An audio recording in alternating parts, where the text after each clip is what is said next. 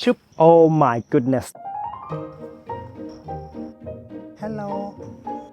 Isaac of Binary Giant Zinnia. Hello everyone. I was away for 2 weeks and here what happened. Our petunias were fried from the heat wave and also because there was an issue with the irrigation system. I'm so sorry. This one is worse because it competes for water with the sunflowers. Look at that. Oh, the soil is solid dry. Except that one because the crepe myrtle cast shadow over it, so it got the protection from the sunlight. Turned out that they are so beautiful. But no worries if you can still see some greens on the leaf, you see some flowers, and you see that the stem still green and strong and kind of moist. You have the chance to revive your petunias, and this is what you do. Just cut it off like that. This time I'm gonna cut it very hard because I want to rejuvenate them. Cut the whole thing out. And remember that when we planted them in this planter, we gave them a lot of compost, fertilizers, and a little bit of potting mix. That will help them revive very, very fast. And that's why it's so important that you should, give them the good foundation from the beginning. It's my gardening philosophy to give our plants what they need to make them as healthy as possible from when they were young, so they are strong from the beginning and they can handle any challenges like this.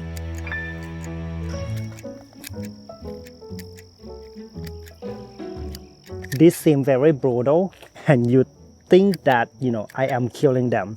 Actually I'm not, I'm helping them. You don't have to believe me now.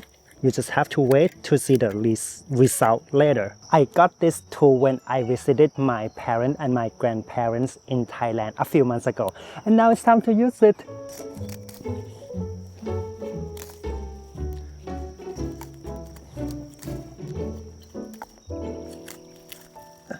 When the temperature is below 50 degrees Fahrenheit, you don't need to water your petunia every day, maybe once or twice a week. But when it's getting hotter, our petunias are going faster, so they're gonna need more water. And when it's very, very hot, like 100 degrees or 90 degrees, you want to water them every day because the soil dry pretty fast. And this is what happens when you don't give your petunia regular water, especially when it's very hot. You can manicure them by, taking off the dead leaves or maybe pruning it in a nice way. Maybe prune this one that stick out too much, like that. But I am not even going to bother micromanage them because I know that they are going to grow back very fast because I trust in my process. This one looks pretty bad because it competes for water and nutrient with the sunflowers. But there's still some side of green or survivor possibility. This one still seems pretty healthy because of the shade from the crepe myrtle here, but I'm gonna prune it because of the consistency.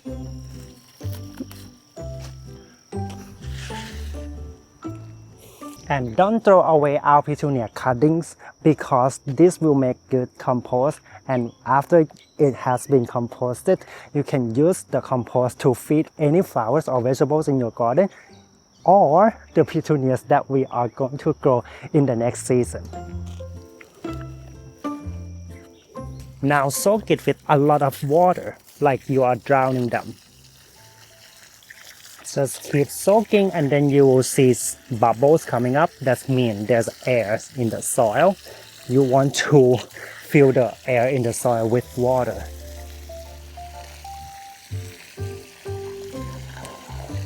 It's the bubble here. And now soak it again to be sure. Just like when we plant them in the very beginning.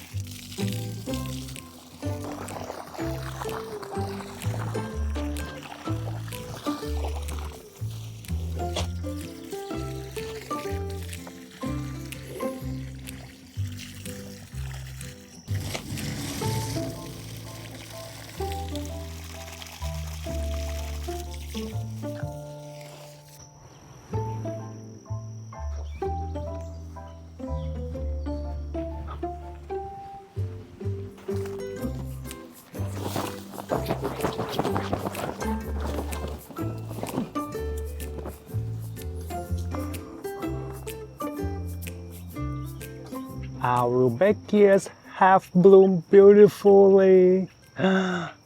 This is chimney yellow, and this is Indian summer. This is the same variety, but on the left side there are bigger because they have more space. On the right side right here, they don't have a lot of space, so they bloom smaller. This guy have more space because one of them didn't make it. And you can see that big one have very big space in the front because some of them die. Right there. See, there's a lot of space. Right there, the space that they have extra. So they bloom very big. This variety bloom a little later. Look at those, they are still small. Yep, all the red variety bloom a little later for some reason. But they're so pretty. These guys are coming soon.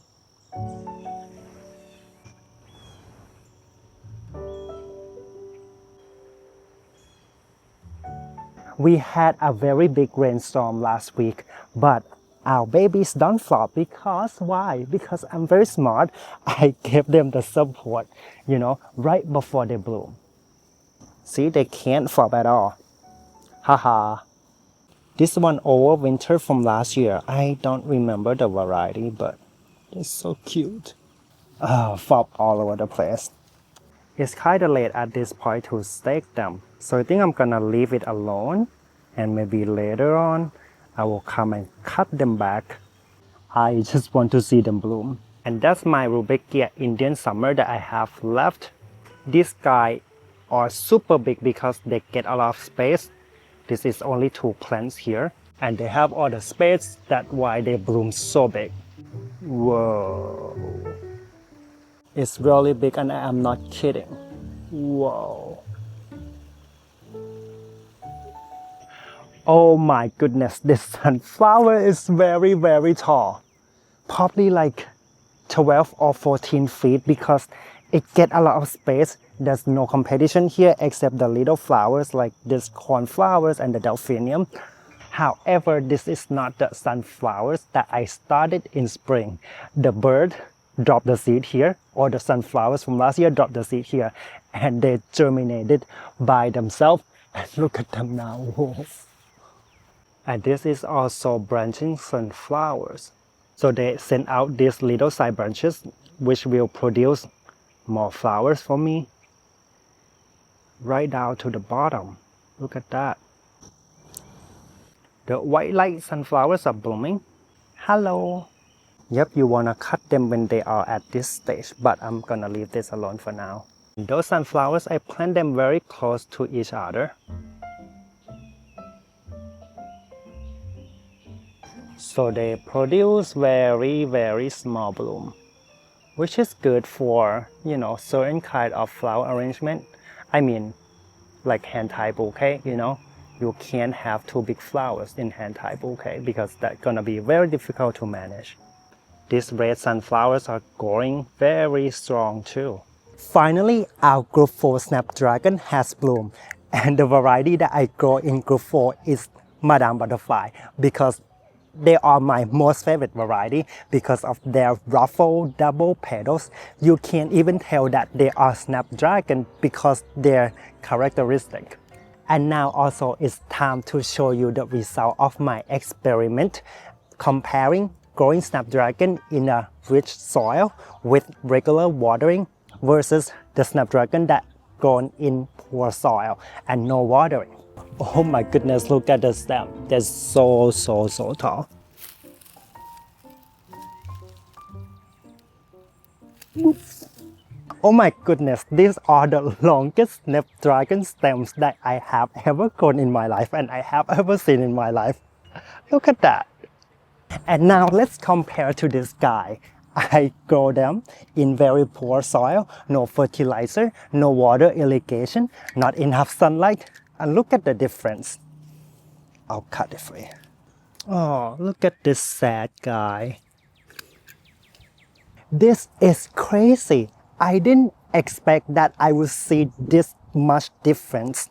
Look at that. Does it fit in the camera? I don't know. Look at the stem. And look at the one with poor condition. Only 1, 2, 3, 4, 5, 6 flowers in this stem. And for this stem, only 2 flowers. Now look at this one with perfect growing condition.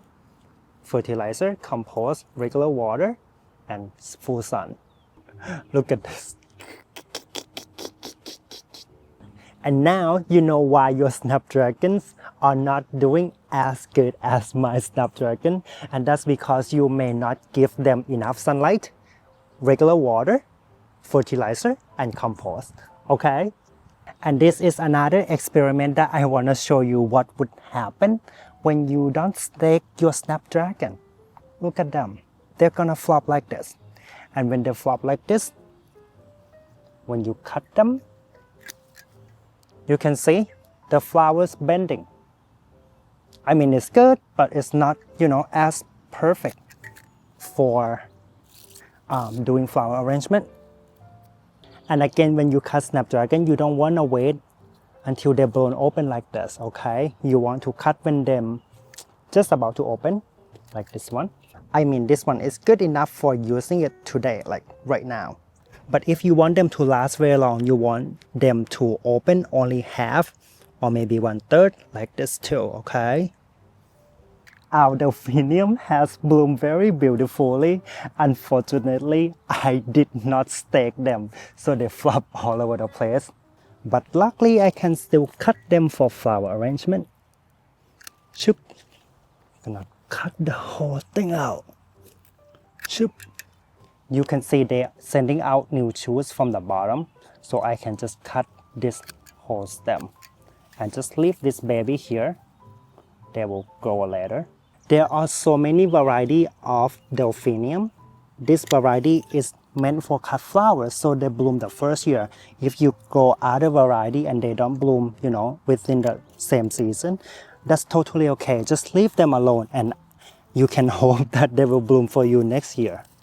I'm cutting them now because I don't want them to go to seed. And just like every other cut flowers, you don't want your flowers to go to seed because they will send a signal to the plant saying that they have done their job, they don't need to produce more flowers to produce more seed. So you have to trick them by keep cutting them.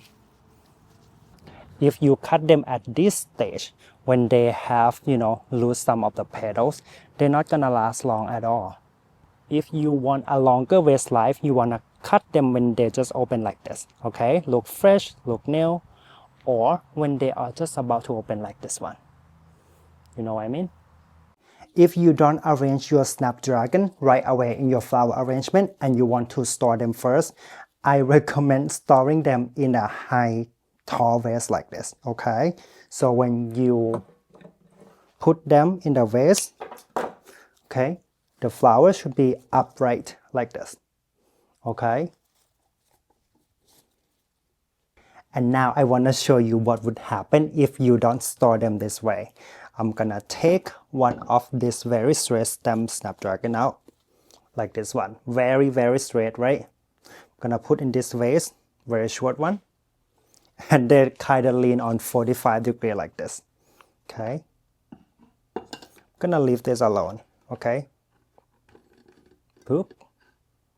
Actually, I am going to cut all my Snapdragon right at the ground level because there will be possibility that they can grow later in the summer and they might bloom again in fall. If not, at least I get to deadhead this, flowers so they don't go to seed and they save the energy to produce more beautiful in next year. This is as good a day as any to start the rebuilding of life. The roads that lay open are many when the old one's gone under the knife. And I can feel the sun on my skin, beginning to thaw from within.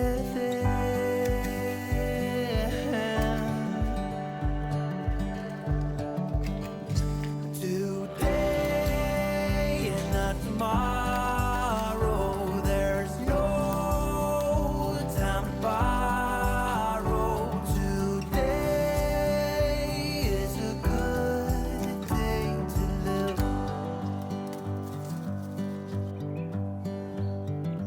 morning has a clearer light as any to see the horizon and the far.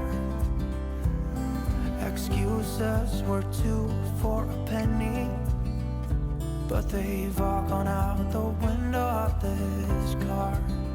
And when I feel the wind on my face,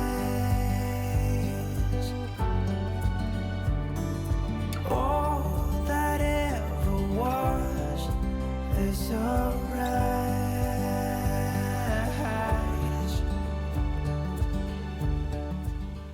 Oh my goodness, I failed to tell you what I meant to show you. This supposed to, become like curly like this, but they don't do that because because the flowers has already blown open. Only the tip here that bend. If the stem still tender like this one, you see, it's very curly, and that's because you don't put them in a straight vase. The fruity Petunia Zinnia's breeding project has bloomed prolifically. This one is Binary Giant Salmon Rose, I think, from Johnny Seed. Those are floret, and the yellow one, this one from Johnny Seed, Binary Giant.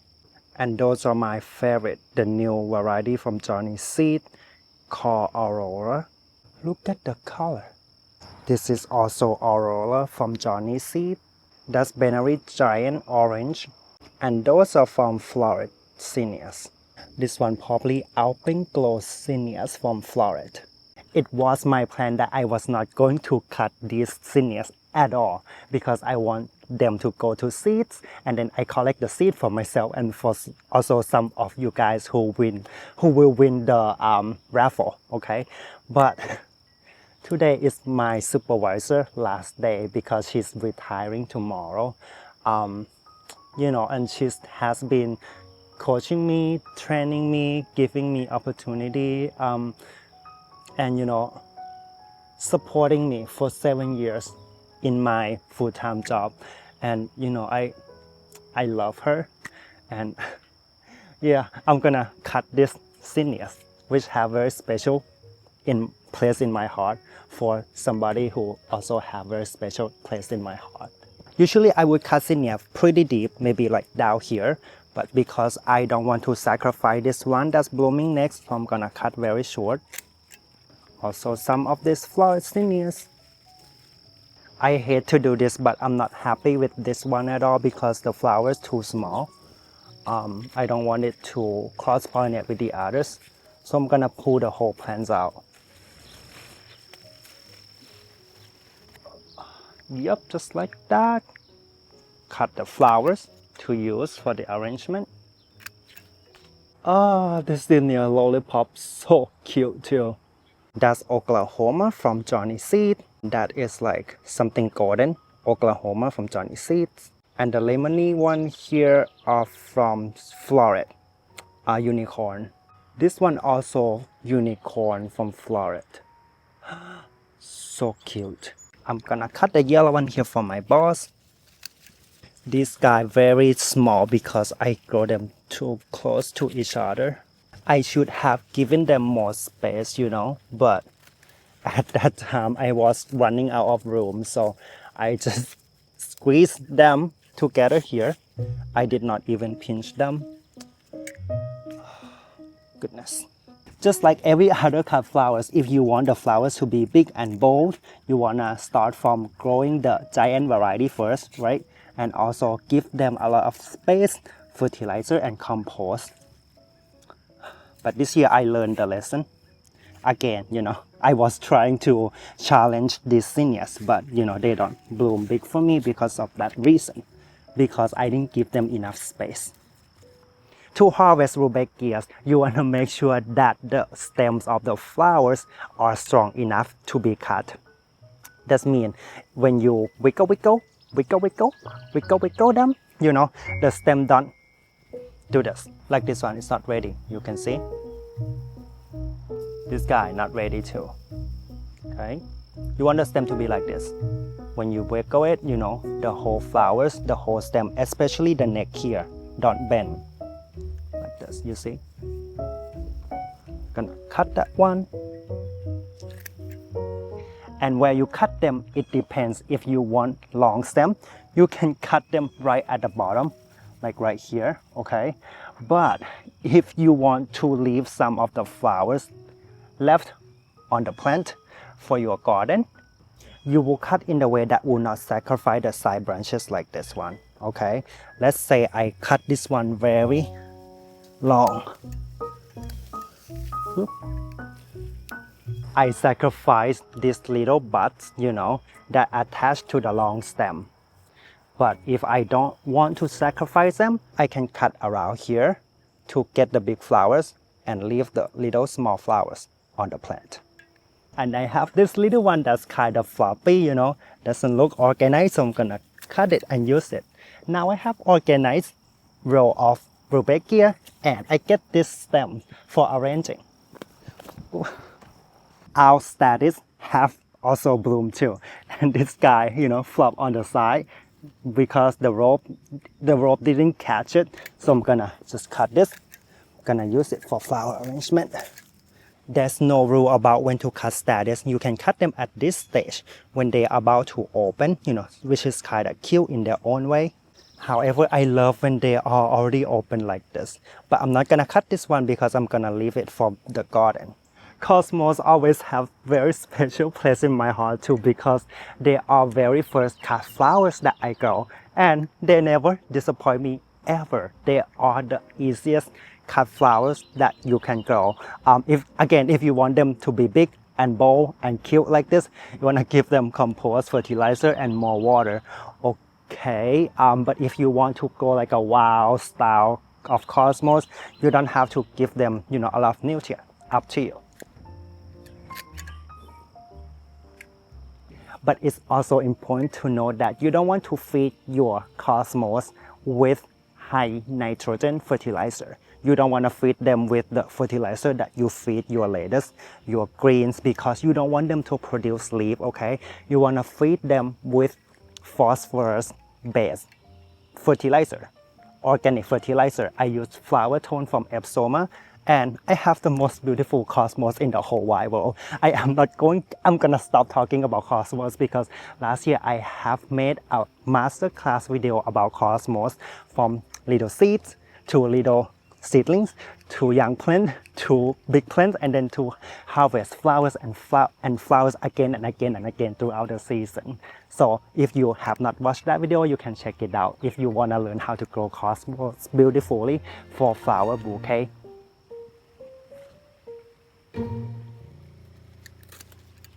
It's so important that you cut your dahlias very deep, no matter what, okay? Because later on in the season, they will grow very, very tall and they will flop so bad. So don't feel bad to sacrifice these little side branches.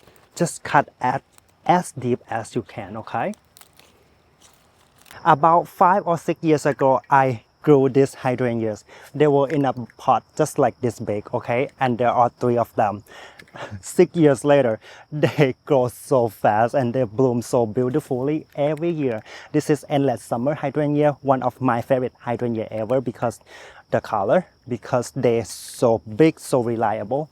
The secret, okay, to grow beautiful hydrangea is to give them a lot of water. Hydrangeas come from the Latin term hydro, and hydro means water. That means they're gonna need a lot of water. Last week I went to France and it was like so dry and the sun is very strong. And that's explain a lot why, people in France don't really grow hydrangeas. But if you live in a climate that has a lot of rain, and the temperature is on the cool side and you don't get, very full strong sun, I recommend growing hydrangeas. I have some blue and some pink in one plant, and some of them are purple. We got heat wave the other day and my irrigation was broken. So this is so unfortunate. And here's how I cut hydrangea without ruining the beauty of my garden, by going in the back of the bush, okay? And then just cut a few stems to arrange for your flower arrangement.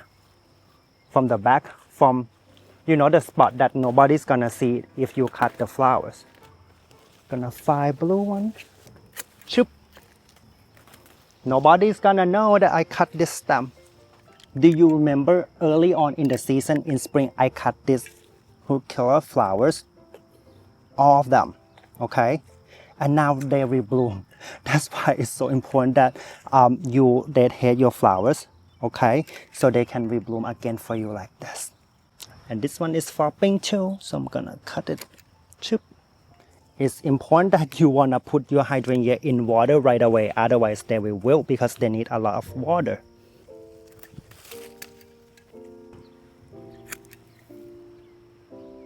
Good morning. Hello.